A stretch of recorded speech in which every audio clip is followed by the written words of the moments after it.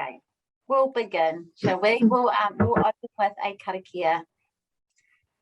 Tu tawa mai runga, tu tawa mai raro, tu tawa mai roto, tu tawa mai waho, kia tau ai te mauri tū, kia tau ai te mauri ora, kia tātou katoa, tūturu whakamaua, kia tina, tina, haumie, huie, tai kie. No te iti aho, kei te atatu aho i noho ana, kei Sport Waitākere, Healthy Families Waitākere aho, I mahi ana, ko Caitlin Nicole aho, no reira tina koutou, tina koutou, tina koutou katoa. Welcome everyone to our Systems Change in Action webinar. We are talking workplace wellbeing. Before we do start, I really want to acknowledge all of those businesses and organisations who are going above and beyond to support their staff right now and this time that we are in with this pandemic, but also acknowledge those businesses, particularly those small businesses here in Tamaki Makaurau who are still waiting to get up and running. Kia kaha koutou. It is again my absolute pleasure to be joined by another one of my colleagues from our Healthy Families Waitākere team, Zaynel Sushil, kia ora Zaynel, and also Kim Watts from the Rosebank Business Association, our speakers for today, kia ora Kim. And always big thanks to Priscilla Tui Samoa, she's helping out online today as well, kia ora Priscilla. To those of you listening in while Zaynel and Kim are talking, if you have any comments or questions, please write into the chat on Zoom. And if you are watching on Facebook, you can just make a comment and I will put your partai to Kim and Zaynel at the end. We just leave it to the end because it might be that they answer your question throughout the presentation. So I will now hand the rako over to Zaynel. Kia ora Zaynel. Kia ora, Caitlin. Kia ora, ni sambula vinaka, namaste, and assalamu alaikum, everyone. Ko Zaynel Sushil toko ingoa, koutou iwi, ko te uri tēnā no Tāwahi, BG, May India, e noho Oki, South Auckland, e tupuaki Oki, Papatoetoe, ke oranga whānau ki Waitākere ahau I mahi ana, nā mihi ki a koe. Tēnā koutou, tēnā koutou, tēnā koutou katoa. Hello, everyone, and firstly, warm welcome to everyone to this webinar on workplace wellbeing and our prevention partners who are joining this session. Kim Watts from the Rosebank Business Association, who's co-presenting today, and also Colin Bass from Business Lab, who helped actually establish this innovation project here in West Auckland. Today I just want to share three key takeaway points before we get into things, and also invite Kim to introduce herself. The three key takeaways I'd like to share for everyone through the storytelling process is, first, we want to show you what trying to do collaborative impact with workplaces and business communities look like during a global pandemic. Secondly, we want to show a model for how a business community is prioritizing workplace wellbeing and the significant moments that have happened in the last 18 months for this innovation project. And lastly, share some key learnings that we've experienced as practitioners, as partners on this journey with you all. Key learnings from this kaupapa, key learnings for systems change in this space. So Kim, I'd like to pass it over to you to introduce yourself now. Hi everybody, my name's Kim Watts. I'm the Executive Engagement Manager at the Rosebank Business Association, commonly known as the RBA.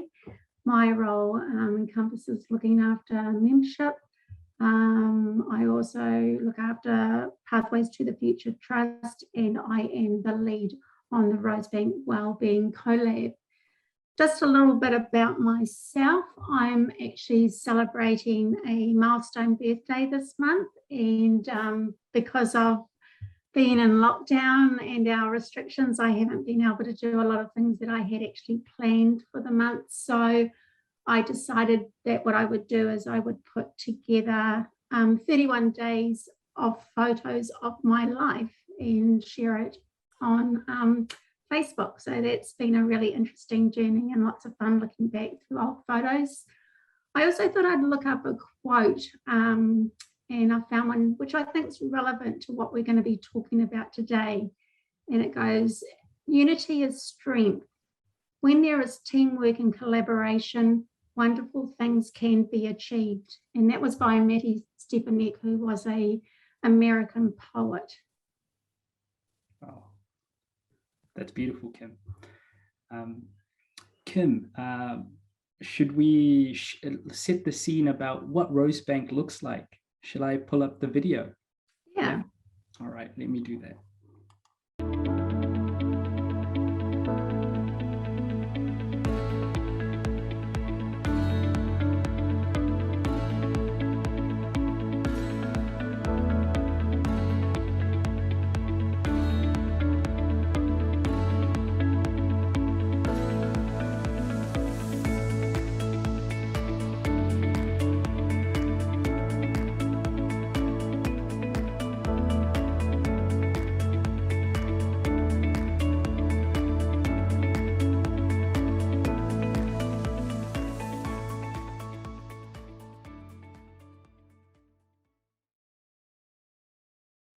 All right, Kim, would you like to share a bit about how this kaupapa started, Kim?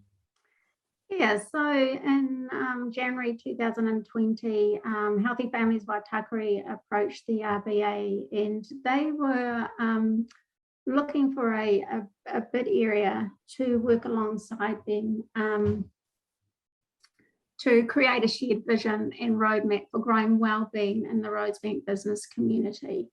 So what they did was they brought the business lab on, which was Colin Bass and Paul McGregor, and they helped facilitate the collaboration stage of actually putting this project into being. So that's how we started. We interviewed roughly 60 businesses, trying to find out where they were sitting in regards to workplace wellbeing, and also some of the questions we asked, what would they like to see in the future going forward, and how that could be actually put into play. So that way we got some insight into actually where we were going to be starting from. We also looked at who we could bring on board to create a co-design leadership team. So I approached 10 local businesses, and we also approached some stakeholders to form this team. And because Colin and Paul are based in Nelson, we were going to be holding monthly meetings by Zoom, and probably not even 2 months into trying to put this together, we went into our first initial lockdown. So the Zoom meetings actually were very, very good for us, because that way people could still actually come in and discuss with us what we were trying to formulate without having to be face to face. In October last year, the collaboration stage finished, and the business lab stepped back from what we were doing, and I was then to take over and be lead with Healthy Families, and particularly Zaynel helping support me. So in a nutshell, that's kind of how we came about. Some of the things that we were wanting to do is we were wanting to look at our system change on building a new model for the business improvement districts, and also how we could use a wellbeing lens to be doing that. And as I mentioned, the goal was that we were creating a wellbeing by growing wellbeing in the Rosebank business community. We are going to talk about some key objectives as we go through. We will look at a wellbeing roadmap, and we'll also demonstrate the impact that this wellbeing project has had on the business district. You want to change slides, Zaynel? Sure thing. All right. So in the early days, when we're scoping out the case for change, We obviously wanted to review the current state of workplace wellbeing. A lot of that work had been done through our partnership with Course Collective. Their evidence review on in this space really helped give us the groundwork and footing we needed to understand what the opportunity was. Linking with Business Lab, they were able to provide a lot of, I guess, insights in how business associations operate, what the opportunity is, what system they're part of. So in this slide, you can see that the current state, surprisingly, when it's no surprise here, new research out of AUT suggests 11% of New Zealand workers might be experiencing burnout, physical or mental problems due to stress or overwork. Workers at greatest risk of burnout were managers, followed by workers under the age of 29. And then essential workers, which the research noted were at least 150% more likely to experience burnout in comparison to the average worker. This research was completed very recently by Professor Gerard Ha at AUT. And to link in with that, you know, what we're seeing during COVID is sort of like a heightened state of anxiety and stress within employees and workplaces. I think we can all take a educated and lived experience, I guess, suggestion that yes, stress is increasing. In 2019, the Southern Cross and Business New Zealand Workplace Wellness Report showed that stress has increased by 23% across businesses over 2 preceding years, so between 2017 and 18. So this is the current landscape. Yes, it kind of sounds very sad, but there are good things happening. Overall, there's much greater policy appreciation for well-being at all levels. A wider range of evidence building is underway. People are talking about how well-being within health and safety could be included, how current practices in this field is framed through Western models and mainly non-Maori perspectives. All these conversations are good things in my view, and necessary in order to flip this current state around and to put it very simply, you know, to create a new state where employees and workplaces feel like, you know, a place where employees belong and feel valued. Still, what we're hearing on the ground, Kim and I, we've talked to many business leaders throughout COVID, and what we're hearing on the ground is, yeah, it's a long way to go for some businesses. For example, organizations still find it okay to celebrate 30 years of hard work and loyalty by throwing an anniversary party rather than helping staff grow into management and leadership roles. And many leaders still find it okay to shift responsibility onto others when it comes to employee well-being, or default to the minimum standard within their health and safety framework. So that is happening. There are leaders that we've met in our journey who are very proactive, who deeply and genuinely engage, listen, and act. And these leaders are the ones that are coming out more confident about the future through this experience everyone's in. So that's that part of the current state. What we're also observing at a higher level is a policy disconnect between what some of you may know about, which is the Living Standards Framework. The Living Standards Framework shares a new way to measure business success, and it has dimensions around the health of our environment and the health of people that helps define what it helps define the GDP index of New Zealand. So it's a much more holistic, rounded indication of how New Zealand is doing as a whole in the country. It's one of a kind. At a national level, that sounds brilliant, you know, something that we're taking holistically. But there is a disconnect between this policy and the sentiment and the practices between SMEs, small medium enterprises. And this has a barrier for having that sort of culture, the practice, the principles flow down to the grassroots level.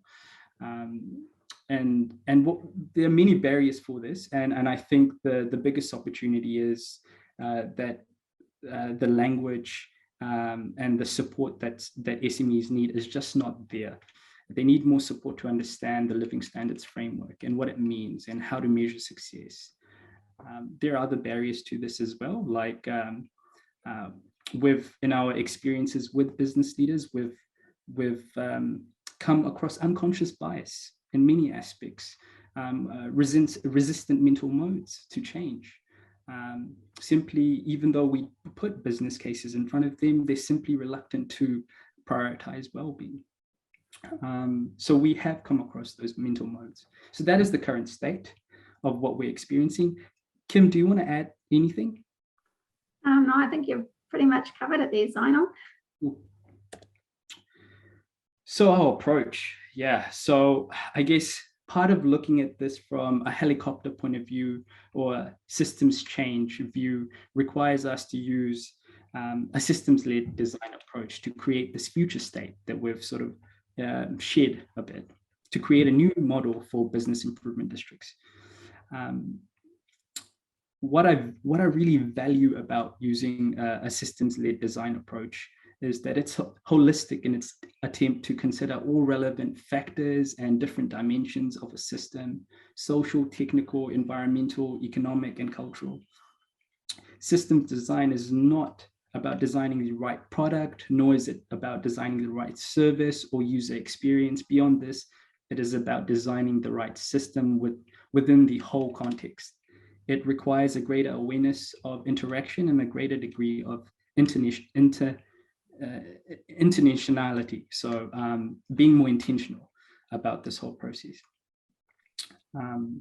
Part of this systems thinking approach requires us to find system influences. Here we have Stefan Crooks, who is the chair of the RBA board, who deeply believes in creating a better future, thinks about addressing problems at the root cause level. He's also a strategic leader for healthy families. Having someone like Stefan who gets the challenge really helped us articulate the business case and the proposition to the RBA and the other business leaders in the community to take a collective approach in this space. Stefan also, along with Business Lab, helped us understand the system of interest for this project. It can kind of feel very overwhelming when you're looking at it from, top down, trying to figure out what are you trying to actually change long term. And we really had to figure out the system that we were going to focus in and zoom into. We're gathering all this evidence as we go. So how do we position the evidence for sustainable change? And that's where Auckland Council's bid program comes in. There are like more than a few hundred bids in the country, but in Auckland, there are 50 bids, and BID stands for Business Improvement Districts. They're geographical areas where business associations are part of. Every geographical area that's a business hub has a business plan or a growth strategy. These strategies are funded by taxes or levies that are collected by Auckland Council and then redistributed to the business association or whoever is responsible for helping grow the business hub. In our review, we didn't find any bid strategy or growth plan that included or prioritized well-being, and we sort of came back to the drawing board to ask, why aren't people looking at different ways to measure success? Why aren't people looking at well-being to grow productivity within these strategies? So the question we came up with at the end was, how might we make well-being more visible within the BID policy framework? So this is something that we're working towards at a higher level, at a research level, through doing on-the-ground movement building, on-the-ground experiments with the business association to demonstrate the value of having well-being as part of their BID plan. Kim, anything to add? No, I don't, sorry. All right. Over to you, Kim.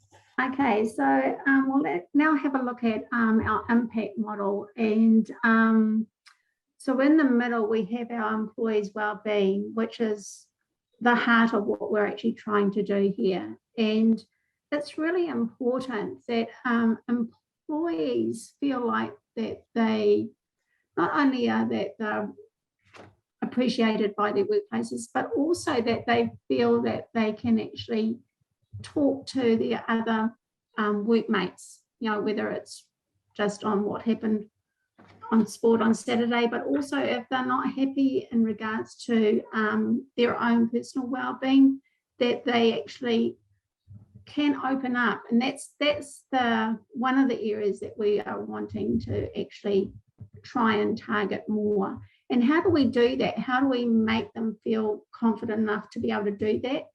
And so then we look at our next outer circle, which is our workplaces. And it's approaching workplaces and giving them the tools to be able to then implement that for their employees.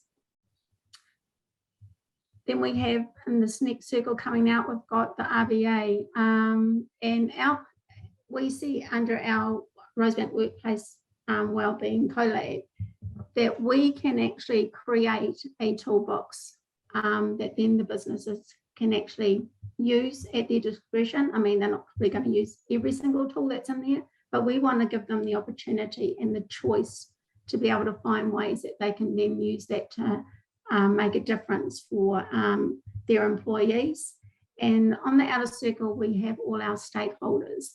And this area here is all the other people that come into play in regards to who is supporting our business community.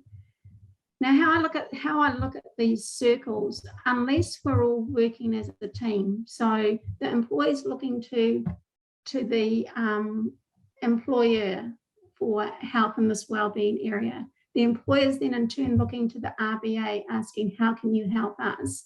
And then we are in turn looking to our stakeholders saying, how can you help us?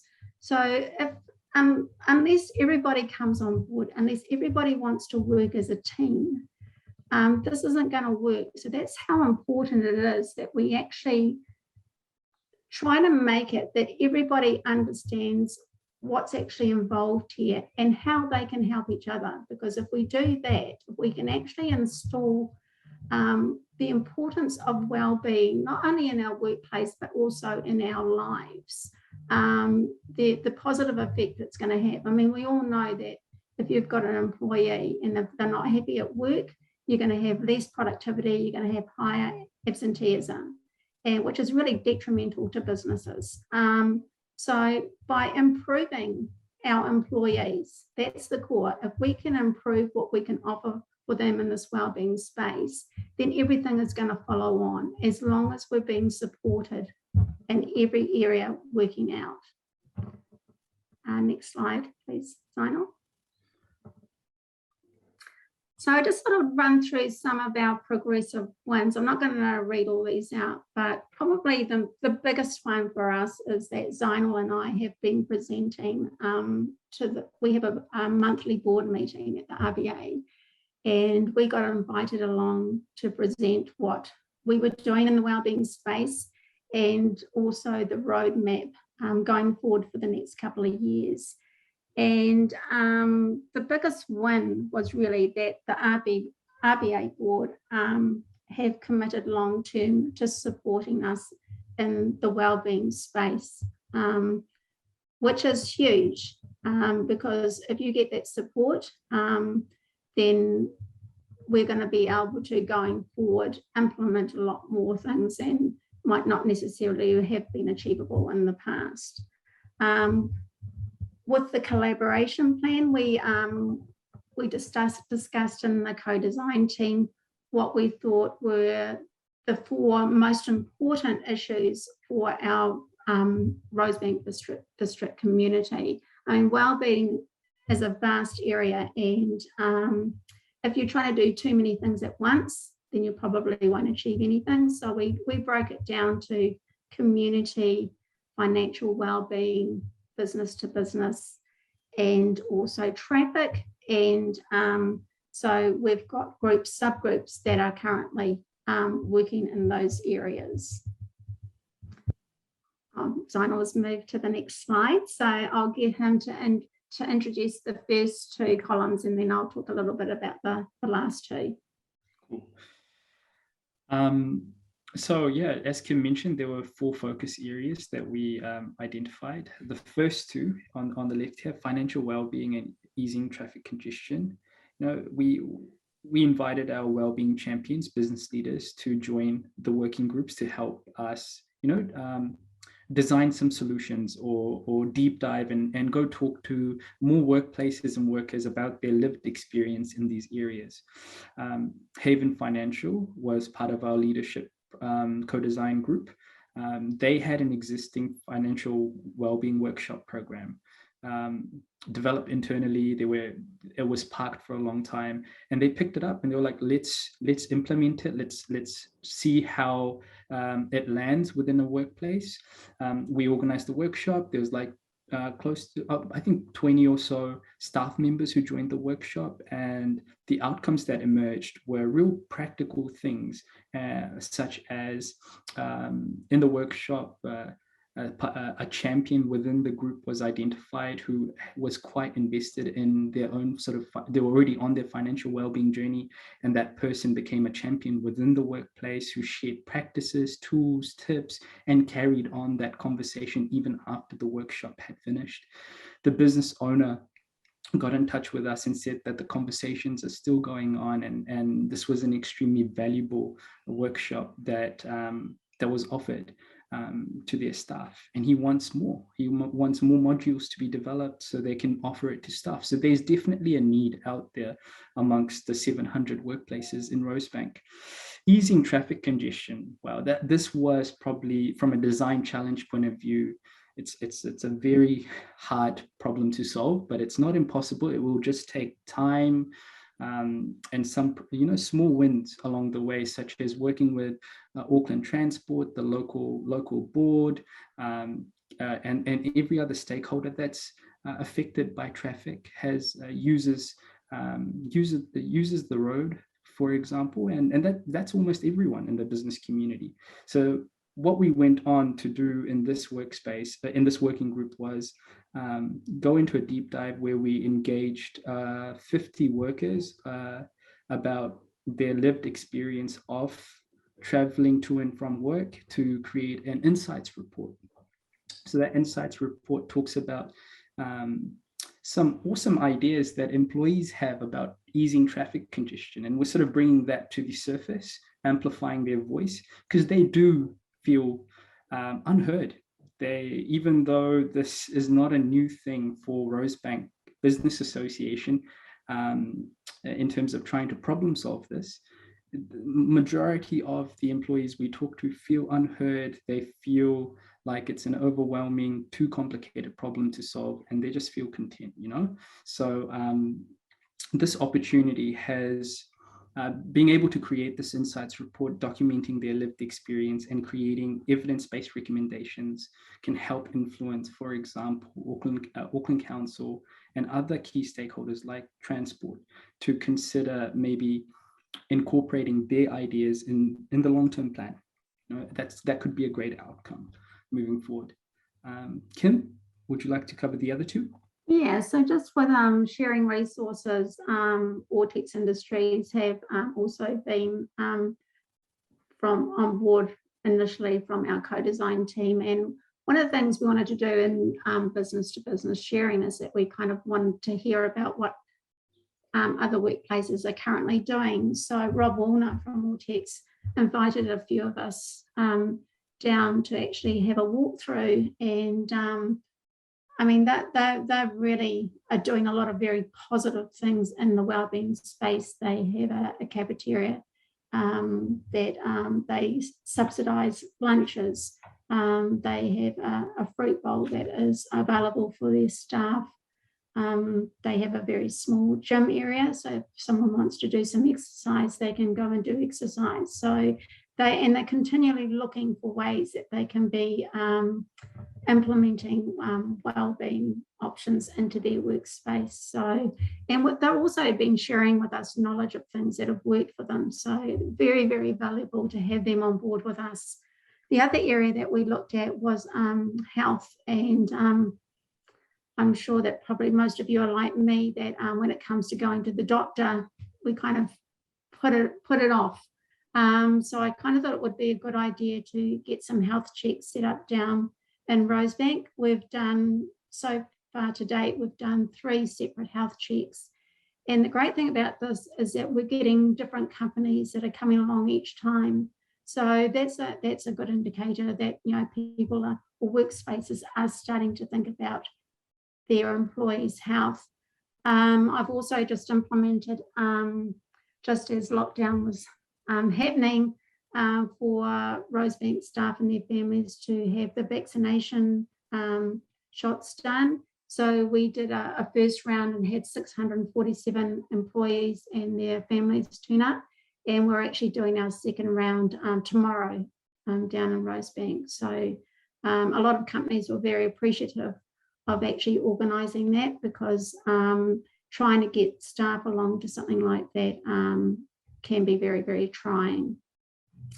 Over in the ways of connecting businesses, what we did there was RBA worked closely with the Faux River Catchment Trust, and they look after all the land that runs along the perimeter of the Faux River. And we thought this was a really good way of getting businesses to get their staff off site and actually appreciate their backyard. Because we have some beautiful spots down there. We've got the Kurt Bremner walkway, which is currently closed, and Faux River Catchment Trust and myself have been working on trying to get a geotech report done to get that back open, because that way then staff can actually go down.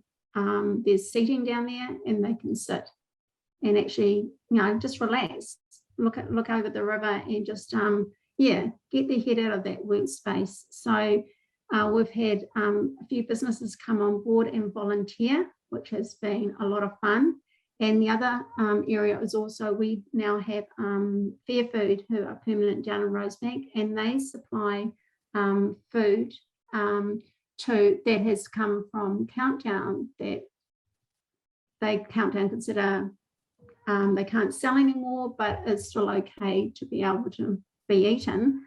And they repackage it, and it goes out to needy families in West Auckland. So that's another initiative that we've picked up and running with.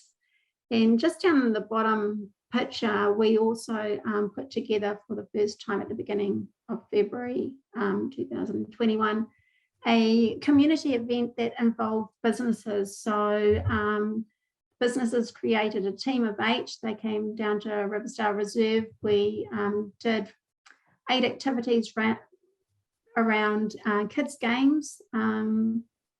It was a fun event. We had a lot of support from the local community. We had 23 companies come on board. So that was, I think it was 164 people that actually entered the activities. And everyone loved it so much that they've asked that we do it again next year. So we're going to make that a yearly event. Next slide, Zaynel. All right. So part of all of this work, we are movement building, we are capturing insights and lived experience, building on the initial case for change for a new model for business associations and business improvement districts. Part of this has meant that we prototyped, or we tested Rosebank, through Rosebank Business Association, the first workplace wellbeing survey to ever be administered through the business association, that went out to all workplaces. You know, we were expecting a 10% response rate. That number was very low for a number of reasons. Yes, we had to do all of this through COVID lockdown. There was a stop and start initiative, and we had to adapt our approach based on the lack of responses we were getting. Initially, we thought we would send everything electronically and follow up through emails with our business champions. It didn't go quite to plan, and we adapted very quickly. So after 2.5 weeks of trying to do things virtually, we adapted. We had a window of opportunity where we could go and speak to employees on the shop floor. We seized that opportunity. We spoke to many employees on the ground. We learned a lot of things that, for example, getting workers off the shop floor where there's machinery operating 24/7, it's very difficult for them to participate outside of their break times. Managers are reluctant to have people off the supply chain, because there are things going on and there's a number of moving parts within these manufacturing firms to consider. It's a health and safety thing too, but also that there's a lot of diversity on the shop floor. And even though I created a survey in 4 languages, Tongan, Samoan, Te Reo, and English, the implementation of those surveys really, would really be successful if managers took them on board, were more aware of those surveys, but also had some training in terms of how to implement those conversations and have those conversations. So these were some of our critical learnings from doing this. We ended up having 154 responses, which is still really good in terms of giving us a snapshot of what are the barriers for well-being, or what's affecting people's well-being at work. So you can see there's some insights there. The most significant finding from an insight point of view for us was the difference in what managers thought and business leaders thought would help grow well-being, and what employees on the ground thought what would grow well-being. Initially, in 2021, we interviewed 60 business leaders who told us, traffic congestion is the biggest problem, let's solve it. Whereas employees, we spoke to a number of them, the common theme that came up was, actually, we want better management styles. We want to address negativity in the workplace, or negative attitudes. So that was a really strong priority that came through. And that was a really good point of difference. And we're going to bring this conversation together with workers and business leaders, hopefully when we come out of lockdown this year, to have this conversation in person, share the insights, and figure out next steps. Kim, do you have anything to add?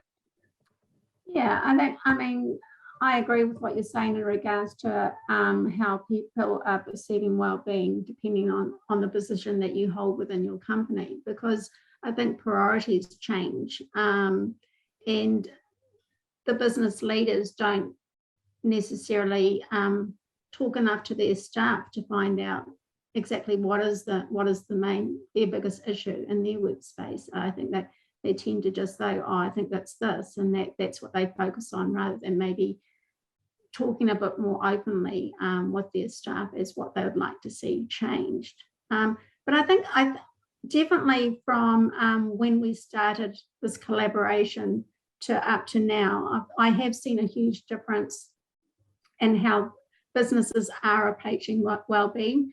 And hopefully it's been because of our influence, but I think also with what's happened with COVID, is that businesses have had to be more open in that area, because at the end of the day, you're putting your employees first, because if you have no employees, you've got no business. So 2 years ago, probably if we'd walked down Rosebank Road and approached leaders, they probably wouldn't really have wanted to know about us forming the Rosebank Wellbeing Collab.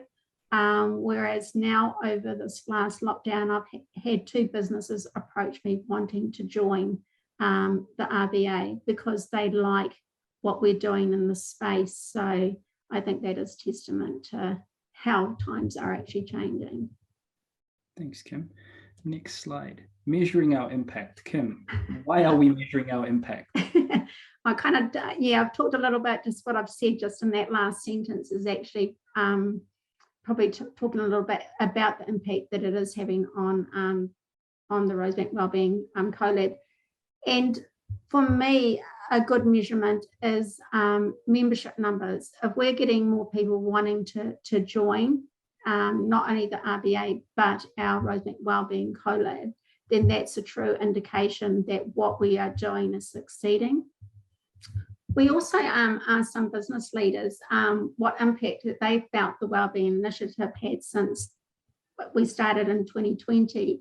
And some of them said that they now include health and wellbeing in all their meetings, whereas previously they would have just been health and safety meetings, just focusing on things like accident prevention, whereas now they were considering that mental health was more of a priority, and so they were doing more in depth in that field.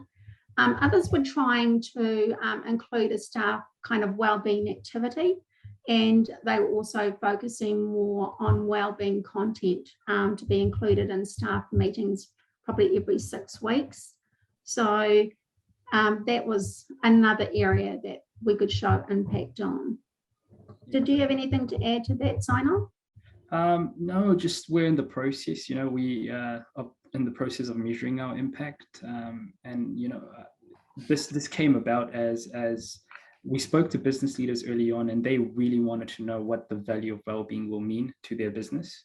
And we're working through creating those indicators. And it's a difficult thing to measure productivity. We're not sure entirely how we're going to do it yet. So we're going to be doing some review of case studies that have been there, done that, and see what we can actually have in our impact report as we move forward. But these 6 indicators is what we've heard would be valuable to the leaders to get a gauge of how things are going. So that's why we've included these indicators to begin with. And these are just starting points for us, and we're going to adapt as we go. Cool. Okay. Learnings, yeah, so there've been significant learnings. You've heard some of them, but Kim, do you want to share, open up with the learning or two? Probably one of the learnings was just in regards to the wellbeing survey. I was quite disappointed in the response numbers that we got, but and actually looking at that, because we're very new, we really haven't had enough time to be able to get out and really promote who we are. And I think that's probably one area I would look back again and say, how can we be promoting ourselves earlier on, that people, once we are hitting the ground running, that people are a bit more aware who we are and how do we get more traction from that. So that was probably the main learning that I took away from what we've done so far. Nice. I feel like an important learning for me as a practitioner within Healthy Families was getting our system stakeholders, those partners in place for this collaboration to really fly and succeed. I made an assumption that we would need more than, we would need more system stakeholders such as, let's say, Ministry of Social Development, MB, WorkSafe. You saw a few. COVID happened. It meant that priorities changed for many of our system stakeholders. These are, again, very national-oriented system stakeholders. They have a lot of moving parts to look after. So, yeah, it was very difficult to get them really engaged in a hands-on style. For example, joining a working group or trying to solve a problem that was relevant to their nature of work, something that would be useful to them. It was difficult to do that, and I assumed that we would struggle without them, but the case was not that. We actually did really, really well with a core group of 2 to 3 system stakeholders, including the local board and our main partners, which were the business leaders. And that assumption got busted for me. So we didn't need 20 people. We just needed a handful of really passionate people to start this movement and keep the wheels churning through COVID, which was awesome. Kim, would you like to add anything else? No, I'm all good, thanks. All right. I think I'm part of many projects in Healthy Families, and one thing that really worked for us trying to do collaborative impact during lockdown was Colin and Paul pushing us to be virtual. Like it wasn't something that I had done before, and I wasn't sure how things would work out and whether we would get the right engagement, but we did. We got good engagement. It may have not been great engagement in terms of building that close personal relationship and rapport with business leaders, but we got really good engagement based on who was most passionate at that time. And we did all of this virtually mainly, with a few meetups and workshops in person. And that worked really well. It set us up to be able to do this over the last 18 months throughout COVID, to achieve some sense of achievement. I think that's an important learning. And of course, there's other learnings, and we'll be sharing that through our impact reports and insights reports as well. All right. Where to from here, Ken? Okay, so we're just going to have a little look at our wellbeing roadmap. So just at the top was the workplace wellbeing survey, which we are wanting to do every second year, just so that we can keep tabs on where we're sitting in this wellbeing space.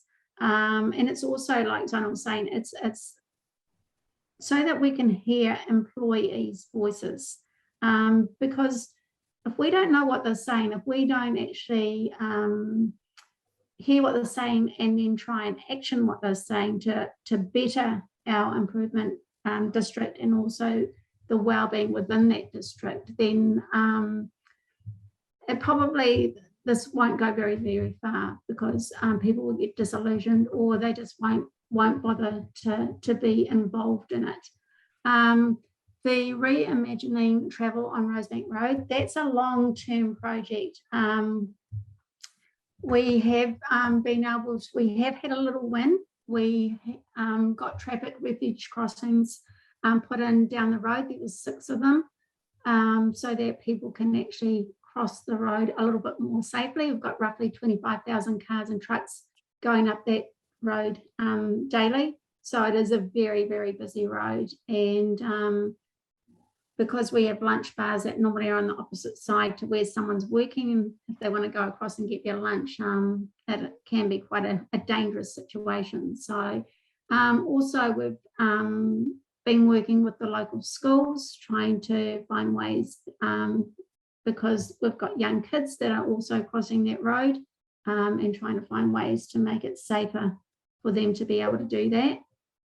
Oh, actually, sorry, I've just got to plug myself in. I'll just quickly do this. Financial wellbeing, we are currently working on implementing workshops. We've got Haven involved, the BNZ, and we also have Upskills, which is part of the Ikuna project. And with the play base, that's the community getting businesses involved with each other. And so we've got the Rosebank Business Challenge, which is going to be a yearly event. And just before COVID, we were also doing another event with a local business called Jump. We had 97 people enrolled for that activity, and unfortunately, due to lockdown, that has been put on hold. So once they get down to level 1, which is when Jump can then operate again, we will resurrect their activity and do that. I'm just going to hand over to you, Zaynel, to cover off the right-hand side of that roadmap. Cool. So what's coming forth with this innovation project?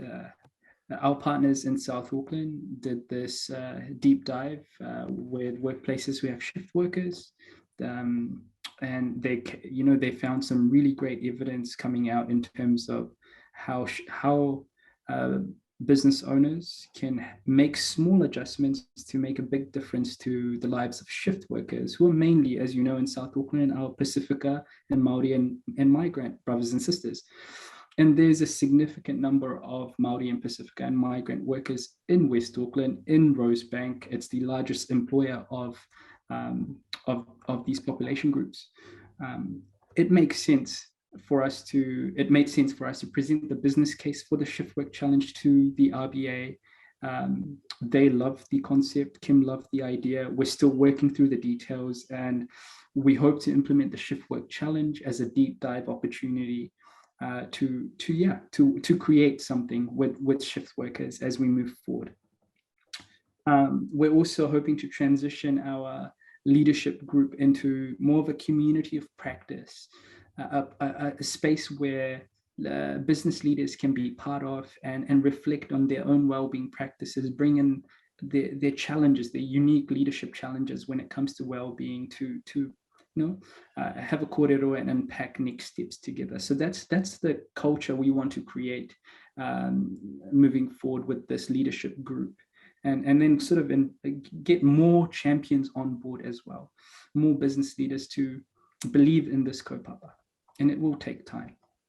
And lastly, as Kim mentioned, the RBA would like to create a wellbeing toolbox where people who've been there, done that, and know what works can add to this toolbox for other business leaders to pick up and use. The toolbox may also have business leaders who may offer their time or their knowledge and expertise to sit alongside other business leaders who are struggling in this space. And this is a concept that came through our conversation early on with Stefan, who really championed for this concept and believes it would be really beneficial for those business leaders and workplaces who have limited capacity or skills to problem solve in this area. So that's what the journey ahead looks like. And that's the end for our presentation. Lovely.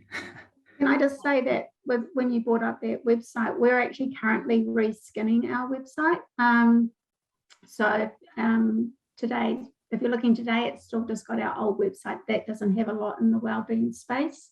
But I've been actually putting quite a bit into that area. So once our new website is up and running, which hopefully will be at the end of this month, then you'll be able to go and see some of the things that we've done over this last year in this area.